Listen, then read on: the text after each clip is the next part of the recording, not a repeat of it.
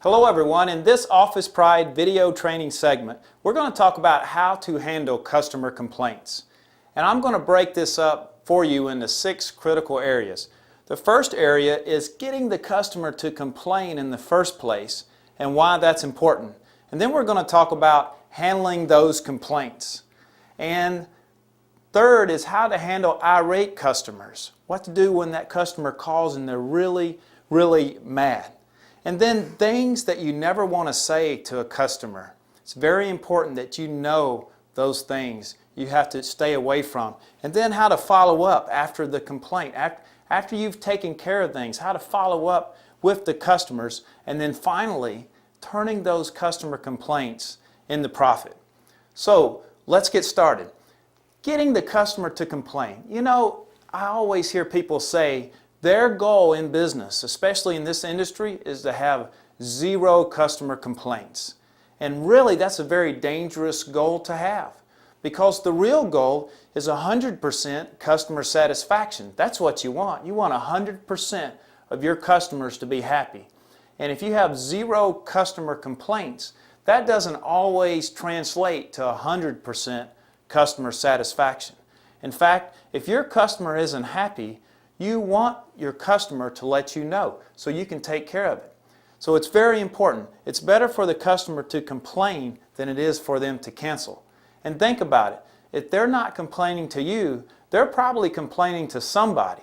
And there is always that possibility. You can get a letter in the mail canceling that service and you never even knew there was a problem.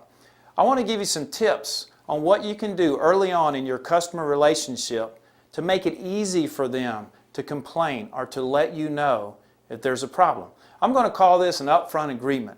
I want to encourage you that when you meet your customer, like when you're signing the contract, or if you're a supervisor, the day that you're actually introduced to the customer that you're taking care of, that you establish an upfront agreement. Now, what an upfront agreement is, it's a very clear expectations of how you're going to communicate with each other. So I would do something like this. Let's just say you just signed the contract and you tell the customer that your goal is to take good care of them. You know, my goal is to make sure this building looks like we said it was going to look, and that you get the building that you're wanting to receive, the type of job that you desire. So can we just have an agreement up front that if there's ever a time when you're not happy with our service, that you'll let me know? And if you will agree to let me know if there's ever a time when you're not happy, then I will agree to simply take care of it. I won't get defensive. I won't make excuses. We'll just take care of it. And that'll just be our good professional way to communicate with each other. See, that's a good upfront agreement. Most customers, they're human beings. They don't like to call and complain. They're afraid of the confrontation, because in our industry, most janitorial services, they get real defensive. And a lot of the customers have experienced that in the past. And so for them, sometimes the easy way out is to just let it go on as long as they can handle it and eventually send the cancellation letter. We don't want that to happen. So make it easy for them. Create that upfront agreement so they know if they need to call you, you're not going to argue with them. You're just going to take care of it.